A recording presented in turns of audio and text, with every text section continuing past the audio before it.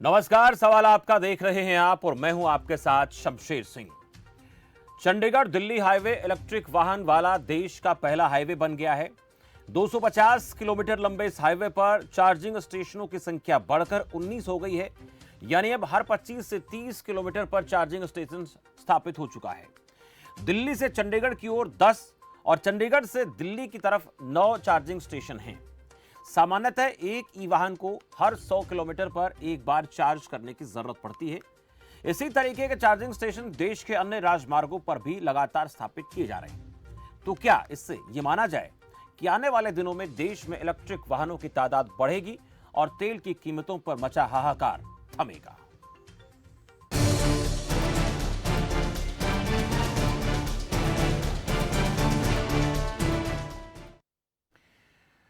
Electric वाहनों से प्रदूषण रोकथाम के साथ साथ पैसों की भी बचत होती है। इलेक्ट्रिक वाहन सीएनजी से भी सस्ते पड़ते हैं। वह इलेक्ट्रिक गाड़ी में जहां खर्च 1 रुपया प्रति किलोमीटर के आसपास है, तो वहीं पेट्रोल डीजल से गाड़ी चलाने में 6 से 7 रुपये प्रति किलोमीटर के आसपास खर्च आता है। यानी इलेक्ट्रिक गाड़ियां बहुत कम खपत वाली होती हैं, जिसकी वजह से लोगों का रुझान इनके तरफ बढ़ना स्वाभाविक है। पैसे की बचत, पर्यावरण के लिहाज से सुरक्षित। ऑटोमोबाइल कंपनियों में जब कंपटीशन बढ़ेगा तो कीमतों के लिहाज से भी मार्केट में ये सस्ते दामों में उपलब्ध होंगी। लेकिन इसके साथ साथ कुछ सवाल भी हैं जिन पर आज सवाल आपका में हम चर्चा करेंगे।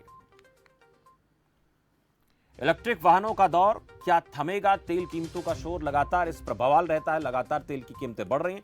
तेल पर निर्भरता होगी कम? क्या टैक्स कलेक्शन होगा बेदम? बहुत ज्यादा जो टैक्स है वो तेल से ही देश को आता है। पर्यावरण बेहतर होगा, लेकिन इलेक्ट्रिक वाहनों का फ्यूचर कितना बेहतर होगा, यह भी बड़ा सवाल है। और इसके साथ साथ यह भी बड़ा अहम सवाल है कि व्हीकल कंपनियों में होड़, तो क्या भारत में निवेशकों की बढ़ेगी दौड़? यह बड़ा सवाल है, क्योंकि अगर भारत की आबादी को देखें तो बड़ी तादाद में दुनिया का, अगर हम दूसरे स्थान पर जनसंख्या के लिहाज से देखें तो भारत का स्थान आता है। तो ऐसे में यहाँ पर किसी भी चीज़ की खपत करना बहुत आसान है। और खपत अगर होगी तो इसके लिए क्या इलेक्ट्रिक वाहन बनाने वाली जो ऑटोमोबाइल कंपनियां हैं, उनके कितनी ज्यादा भारत में दौड़ बढ़ने वाली है आने वाले दिनों में, इस पर भी चर्चा करना जरूरी है। आपके मन में भी इससे जुड़ा कोई सवाल चल रहा है तो आपकी स्क्रीन पर नंबर चल रहे हैं, आप इन पर कॉल करके अपनी बात रख सकते हैं। प्रदूषण का स्तर कम होगा और यह माना जा रहा है कि अगर इस तरह से गाड़ियों की संख्या बढ़ेगी ज्यादा तादाद में, तो पेट्रोल डीजल वाले जो वाहन हैं उनके ऊपर लोगों की निर्भरता कितनी कम होगी।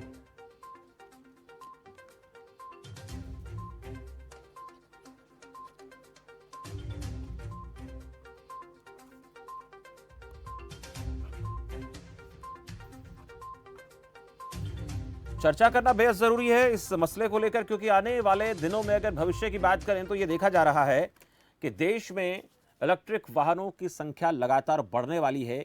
और इलेक्ट्रिक वाहनों के प्रति लोगों का रुझान इस वक्त कैसा है? इस वक्त जो वाहन हैं मार्केट में, उनकी क्वालिटी कैसी है? वो लोगों को लुभा पा रहे हैं या नहीं लुभा पा रहे? क्या आने वाले दिनों में और ज्यादा बेहतर तरीके की टेक्नोलॉजी के साथ भारत में ये उत्पादन होगा या फिर हम बाहर से आयात करेंगे? जैसे भी होगा, लेकिन ये चीजें आने वाले दिनों में बढ़ेंगे, इसमें कोई संदेह नहीं है। लेकिन फिलहाल स्थिति क्या है और आने वाले दिनों में क्या होने को हो सकता है, इस पर भी चर्चा करना जरूरी है। मेरे साथ अनिल त्रिपाठी हैं, मैकेनिकल इंजीनियर हैं। त्रिपाठी साहब, बहुत स्वागत है आपका खबर फास्ट में इस खास चर्चा में। धन्यवाद। अनिल त्रिपाठी जी, आज हम बात कर रहे हैं जो इलेक्ट्रिक वाहन है हिंदुस्तान में, उनकी संख्या में आने वाले कुछ दिनों में और इजाफा देखने को मिलेगा। फिलहाल भी धीरे धीरे संख्या बढ़ रही है। तो भारत में इसका फ्यूचर आप किस तरह से देखते हैं? आने वाले कल में क्या परिस्थितियां बनेंगी और जो पेट्रोल डीजल के वाहनों पर निर्भरता है वो कितनी कम आप देख पा रहे हैं फ्यूचर में?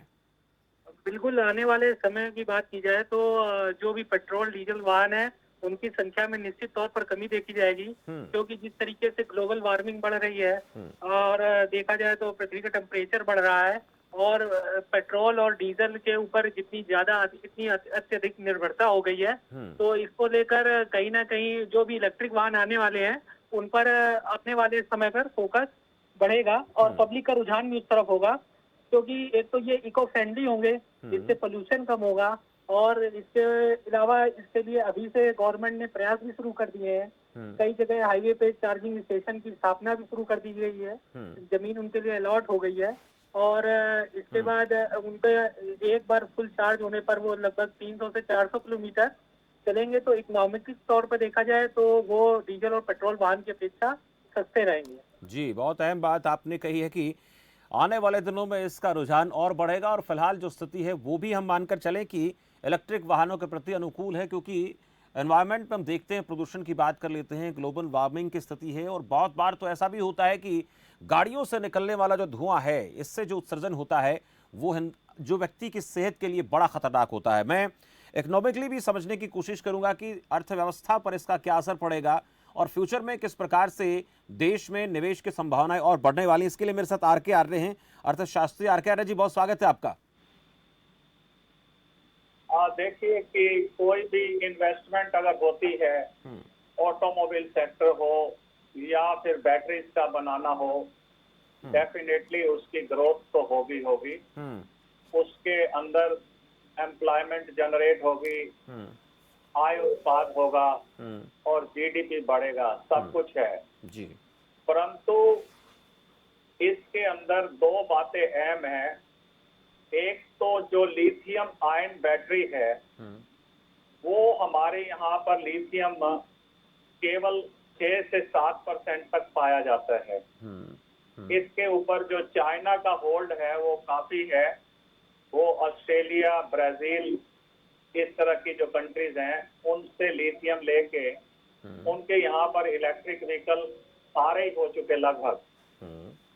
जो तो पोल्यूशन की बात है वो जरूरी बात है कि हार्मफुल है, परंतु जो नियर टर्म में जब अभी लोगों की आय पर काफी असर पड़ा है, कितने लोग महंगी गाड़ी खरीद पाएंगे ये देखना होगा।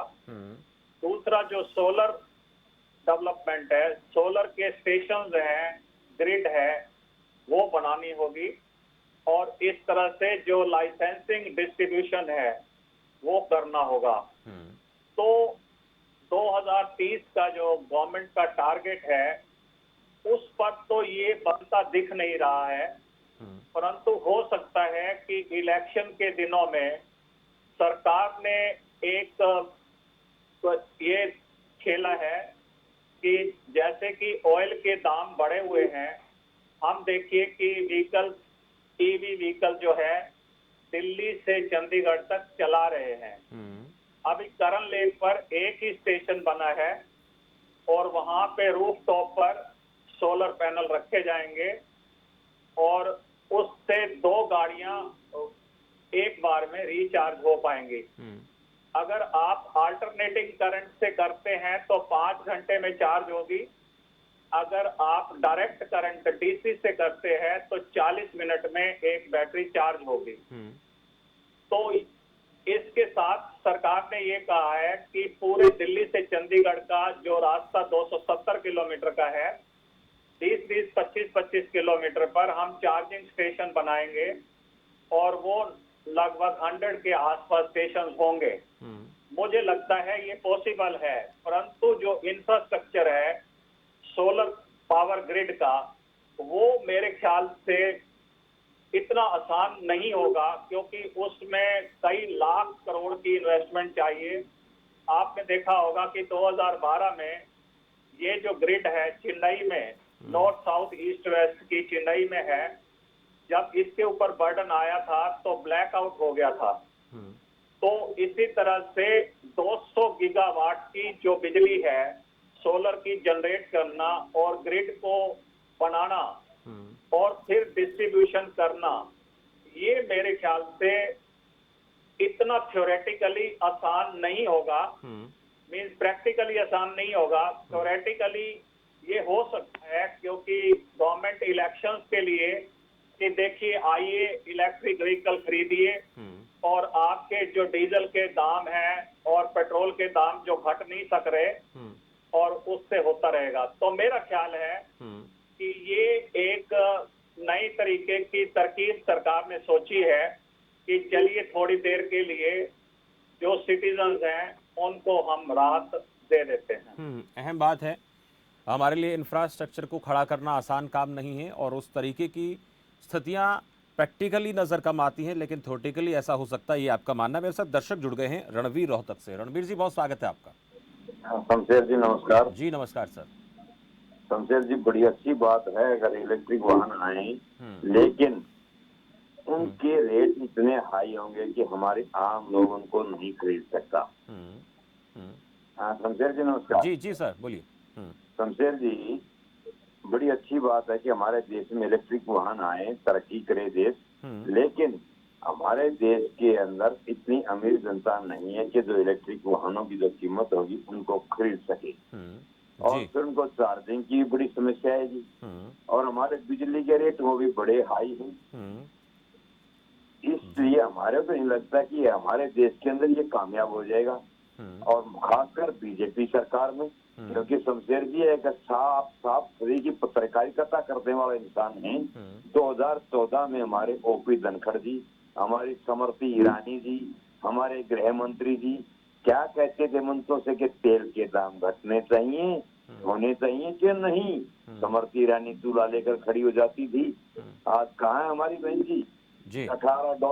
$18 प्रति डॉलर तेल के, कच्चे तेल के दाम आज घट गए हैं, तो क्यों नहीं घटा रहे? ये बोलते कभी तो बोलते कंपनियों के हवाले है ये।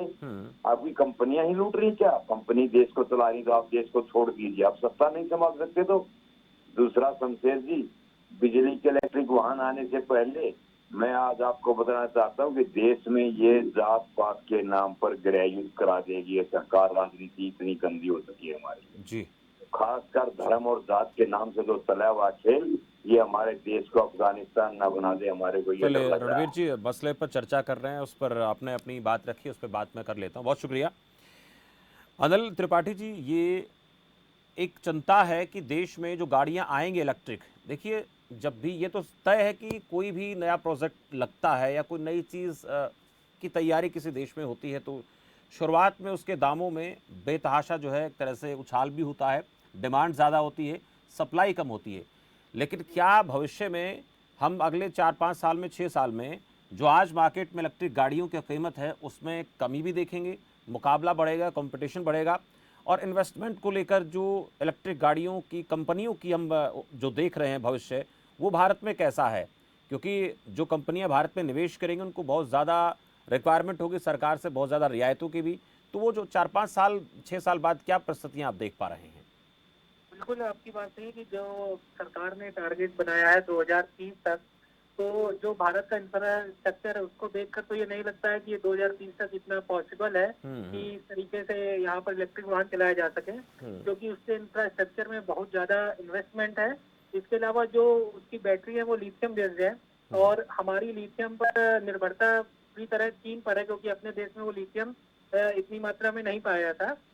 तो इसके आधार पर ये कह सकते हैं, जैसे सीएनजी पहले आई तो सीएनजी में आपने देखा केवल महानगरों में आई, उससे बड़ी बड़ी लाइनें लगती थी, लोगों को घंटों तक लाइन लगानी पड़ती थी सीएनजी भरवाने के लिए। तो स्टार्टिंग में 2030 तक तो इस तरीके का इंफ्रास्ट्रक्चर रहेगा कि हर आदमी कैपेबल भी नहीं रहेगा खरीदने के लिए इलेक्ट्रिक वाहन, प्लस उनको भरवाने की भी व्यवस्था भी सरकार इतनी जल्दी उपलब्ध नहीं करा पाएगी। लेकिन आपने सीएनजी का जिक्र किया, मैं अब देख पा रहा हूँ कि दूर दराज के इलाकों तक भी सीएनजी को पहुंचाने की कोशिश लग रही है। अब जो कंपनियां हैं, सीएनजी की कंपनियां हैं, वो अपने ट्रक भेजती हैं, हालांकि वो मिलती 1-आध घंटे के लिए, बाद में ख़त्म हो जाती है, लेकिन लोगों को कुछ राहत तो मिली है। लंबी लंबी लाइनें ज़रूर हैं, तो क्या लगता है कि पहले सीएनजी पर काम होगा, बाद में इलेक्ट्रिक गाड़ियों पर फोकस किया जाएगा? मेरे हिसाब से सीएनजी का इंफ्रास्ट्रक्चर खड़ा करना अगर कंपैरिजन में ड्यू टू इलेक्ट्रिक वाहन तो ये ज्यादा आसान है, और इलेक्ट्रिक वाहन का ये इंफ्रास्ट्रक्चर खड़ा करना ये ज्यादा कठिन काम है, क्योंकि उसके सीएनजी में हमारा देश खुद अपने ऊपर निर्भर है, जबकि उसके लिए हमारा देश चीन पर ज्यादा निर्भर है। ये अहम बात है।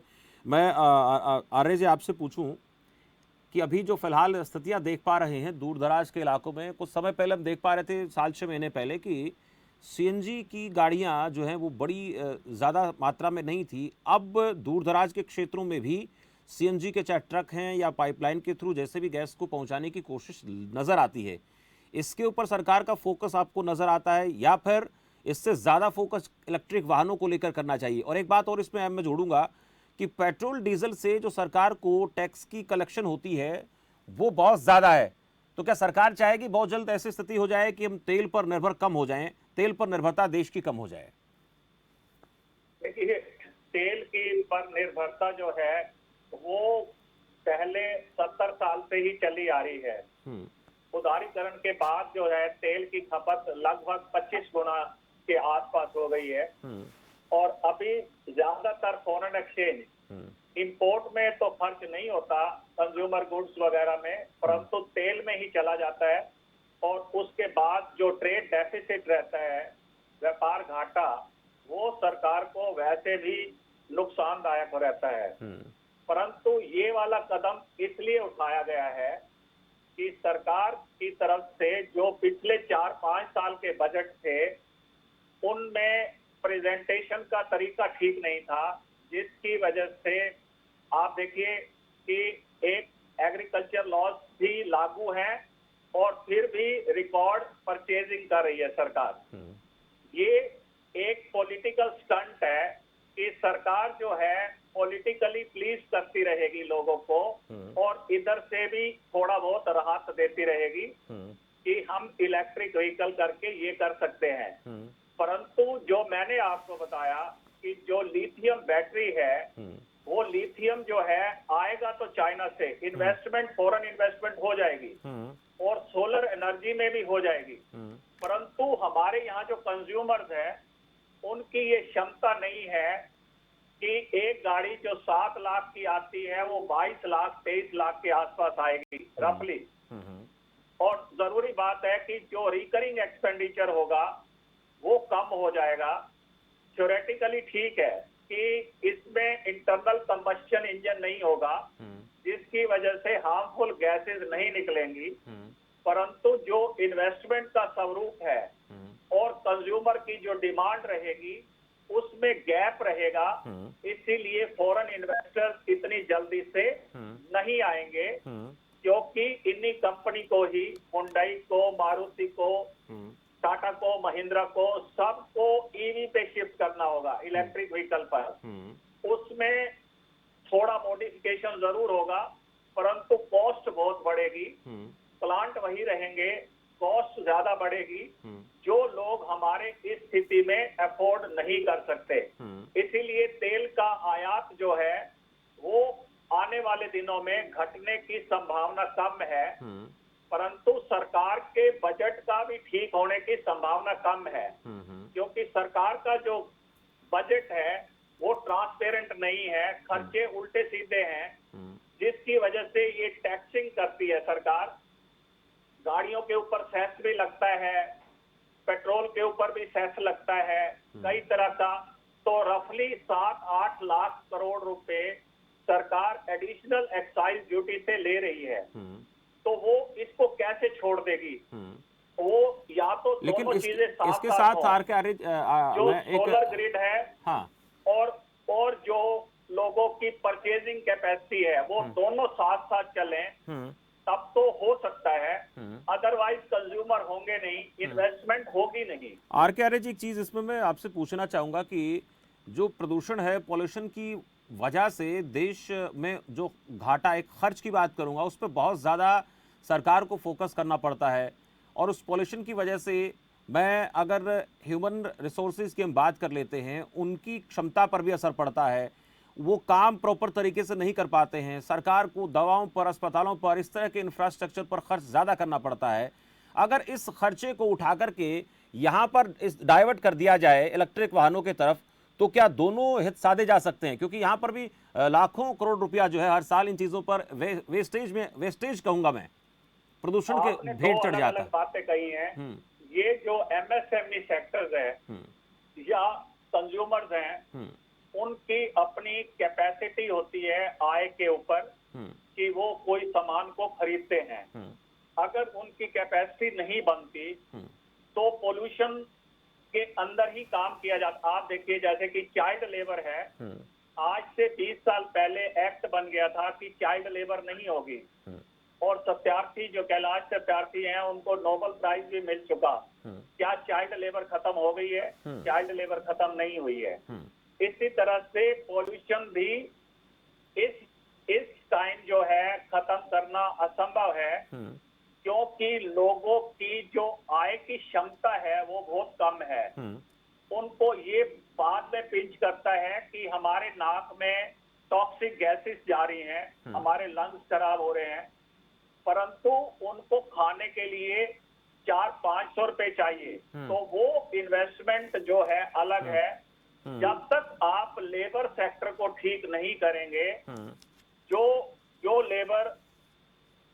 लेबर ब्लाइंडली काम करती है एमएसएमईज में, उनमें देखिए कि कितना पॉल्यूशन है। और इस तरह से जो लोग पुराने व्हीकल हैं वो अभी भी सस्ते दामों पर खरीद कर अपना कारोबार चला रहे हैं। तो आप कैसे समझते हैं कि चाइना की तरह सारे इलेक्ट्रिक व्हीकल हो जाएंगे या यूएसए की तरह हो जाएंगे? वहां पर जो बाइंग कैपेसिटी है वो काफी है। तो इसमें जो रिलेशनशिप है वो इन्वेस्टमेंट का है। फॉरेन इन्वेस्टमेंट आ जाएगी अगर आप इनवाइट करोगे। फॉरेन इन्वेस्टमेंट तभी आएगी जब सेल होगी। अगर सेल को आप प्रोजेक्ट करते हैं और इंडस्ट्रीज को प्रोजेक्ट नहीं करते, इंडस्ट्रीज को कैसे ग्रो करना है, तो डेफिनेटली सेल नहीं होगी। तो हर एंटरप्रेन्योर को, हर वर्कर को ठीक तरह की आय मिले, तभी ये पॉसिबल हो सकता है। संभावनाएं तब बढ़ सकती हैं। एक दर्शक मेरे साथ हैं, आर के कालिया हैं। आर के कालिया जी, बहुत स्वागत है आपका। नमस्कार जी। सर नमस्कार। गुस्ताखी माफ, मैं तो ये कहना चाहूंगा जी कि जो सरकार है ये नए नए हथकंडे अपना रही है, नई नई स्कीमें ला रही है जी, लेकिन जो कस्टमर है उसको शायद इतना फायदा ना हो। इतना आसान नहीं है हिंदुस्तान में, आप बेहतर जानते हैं। उसके बाद जब चार्जिंग होगी, इसकी चार्जिंग बहुत महंगी होगी, तब तेल महंगा तब चार्जिंग महंगी होगी। तो बताओ, जो कस्टमर है उसने तो आना ही आना है जी लपेट में। तो सरकार एक वोट बैंक के हिसाब से कह लीजिए भी, शायद ये लोग इस बात को समझेंगे। लोगों को गुमराह करने वाली बात है कि हम पोल्यूशन फ्री कर देंगे, ऐसी कोई बात हमें समझ में नहीं आती कि सरकार की क्या मंशा है। लेकिन सरकार की मंशा हमें कहीं भी साफ नजर नहीं आती। ये हमें भुगतान करना पड़ेगा और हम पर ही सारा बोझ पड़ेगा। धन्यवाद, बहुत बहुत धन्यवाद, शुक्रिया। बहुत शुक्रिया आर के कालिया जी, आपने बात रखी। आपने इनको लगता है कि सरकार की मंशा इसमें ठीक नहीं है। अनिल त्रिपाठी जी, एक बात बहुत ज़रूरी है और अहम जो इस वक्त लोग कार्यक्रम देख रहे हैं उनके लिए, कि इनकी चार्जिंग को लेकर तो प्रॉब्लम रहेगी। घर में भी अब जो गाड़ी किसी के है या फिर वहाँ पर चार्जिंग पॉइंट फिट किया जाता है तो भी काफ़ी लंबा वक्त लगता है। और दूसरा, लंबे रूट पर कोई व्यक्ति गाड़ी लेकर निकल जाता है तो मैं अभी जो जानकारी है 100-125 किलोमीटर 150 किलोमीटर तक के बाद गाड़ी को चार्ज करना पड़ता है। तो ये चार्जिंग पॉइंट पर, और वहाँ जब गाड़ी को चार्ज किया जाएगा जिस जगह पर ये चार्जिंग पॉइंट लगे हुए हैं, चार्जिंग पंप जहाँ होंगे वहाँ पर 2-3 घंटे 2.5 घंटे के लिए किसी को रुकना आसान नहीं है। तो इस तकनीक में कितना सुधार की ज़रूरत आज नज़र आती है और ये बेहतर और कितने दिनों बाद हो सकती है, अनुमान क्या है? गाड़ियां तो आएंगी 2 साल 4 साल 5 साल बाद, कहीं ना कहीं इसका माहौल बनेगा, लेकिन चार्जिंग की बड़ी दिक्कत है। इसके लिए क्या रास्ता निकल सकता है? जी, मेरे हिसाब से पहले सरकार इसमें जो भी व्यावसायिक वाहन है उनको इलेक्ट्रिक वाहन के तौर पर उतारेगी और जो भी प्राइवेट वाहन है उनके लिए व्यवस्था अलग से की जाएगी। और जो अभी इनका प्रोजेक्ट दिखाई दे रहा है कि हर 20-20 किलोमीटर पर एक चार्जिंग स्टेशन लगाना है, लेकिन ये आपकी बात बिल्कुल सही है कि ये साफ तौर पर देखा जा सकता है कि वाहनों को जितना समय जाने में नहीं लगेगा उससे ज्यादा उसको समय वहां पर चार्जिंग करने में लगेगा। तो ये तो सरकार की समस्या बनी रहेगी और आगे आने वाले, मुझको लगता है 10 से 15 साल से पहले ये समस्या नहीं सुधर सकती है। जी, बहुत अहम बात है कि लोग जो इंतजार कर रहे हैं कि बहुत जल्द इलेक्ट्रिक वाहन मार्केट में जो आ रहे हैं उनसे हमें चार्जिंग की समस्या से निजात मिलेगी, इसकी संभावनाएं फिलहाल कुछ समय तक तो नजर आती नहीं है। और जो उम्मीद हम कर रहे हैं कि इंफ्रास्ट्रक्चर को डेवलप करने की, उसको लेकर भी सरकार को बहुत ज़्यादा काम करने की ज़रूरत है। अगर वो काम सही समय पर या जल्दी नहीं किया गया तो फिर ये एक उम्मीद जो हम पाले बैठे हैं कि बहुत जल्द इलेक्ट्रिक गाड़ियां हमारे पास होंगी, सस्ती होंगी, क्योंकि निवेश ज़्यादा होगा यहाँ पर। यहाँ के जो ऑटोमोबाइल सेक्टर के लोग हैं उनको प्रोत्साहित नहीं किया जाएगा, तो फिर इस उम्मीद को लेकर हमें काफ़ी समय निकालना पड़ सकता है। बहुत शुक्रिया आर के आर्य जी आपका। अनिल त्रिपाठी जी, आपका भी इस चर्चा मेरे साथ आप जुड़ने के लिए। अहम चर्चा थी, बड़ी चर्चा इसलिए भी अहम ये इसको कहा जाएगा कि प्रदूषण को खत्म करने के लिए हम चाहे सीएनजी की गाड़ियां खरीदें, एलपीजी की गाड़ियां खरीदें या इलेक्ट्रिक गाड़ियां खरीदें, सीएनजी को भरवाने के लिए भी हमें लंबी लंबी लाइनों में लगना पड़ता है और काफ़ी समय पहले ये प्रोजेक्ट हिंदुस्तान में आ चुका था, हमें बहुत वक्त लगता है। उसी तरीके से एलपीजी के भी जो स्टेशन है बहुत कम है। अब बात आई इलेक्ट्रिक चार्जिंग पॉइंट्स जो लगेंगे, जहां जहां पर ये स्टेशन लगाए गए हैं या आने वाले दिनों में लगेंगे, वहां पर जो चार्जिंग की प्रोसेस है बहुत स्लो है।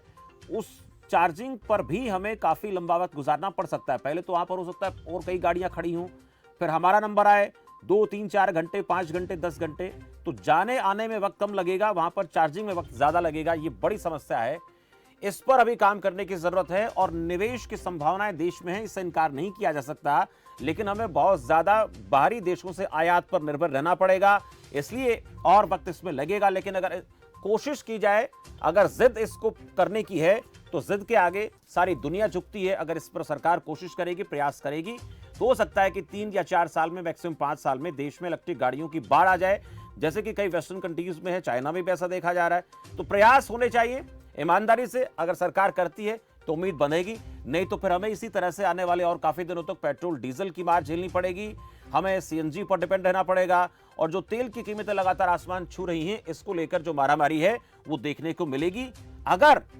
इलेक्ट्रिक गाड़ियों के ऊपर ज्यादा फोकस नहीं किया गया तो। फिलहाल सवाल आपका, मैं मेरे साथ इतना ही। आप देखते रहिए खबर फास्ट। नमस्कार।